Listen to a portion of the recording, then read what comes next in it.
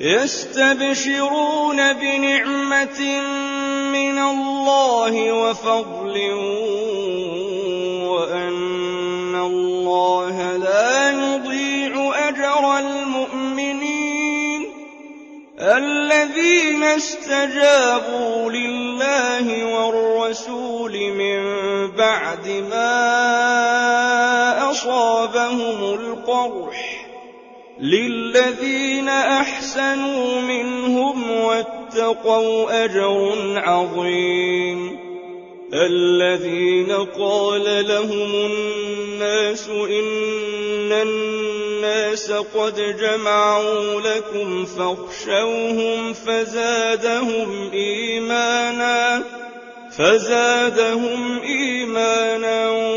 وقالوا حسبنا الله ونعم الوكيل فانقلبوا بنعمة من الله وفضل لم يمسسهم سوء واتبعوا رضوان الله والله ذو فضل عظيم إنما ذلكم الشيطان يخوف أولياءه فلا تخافوهم وخافون إن كنتم مؤمنين ولا يحزنك الذين يسارعون في الكفر إنهم لن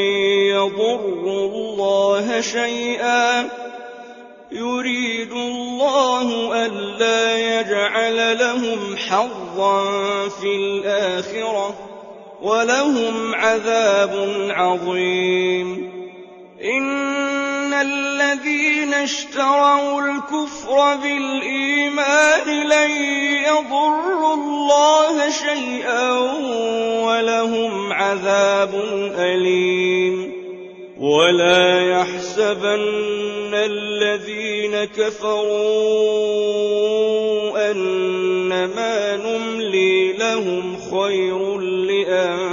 لأنفسهم إنما نملي لهم ليزدادوا إثما ولهم عذاب مهين ما كان الله ليذر المؤمنين على ما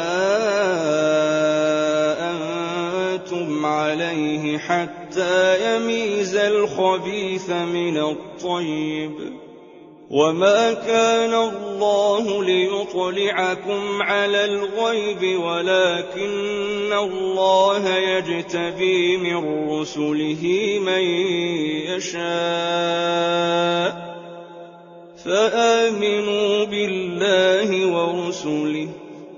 وإن تؤمنوا وتتقوا فلكم أجر عظيم ولا يحسبن الذين يبخلون بما آتاهم الله من فضله هو خيرا لهم بل هو شر لهم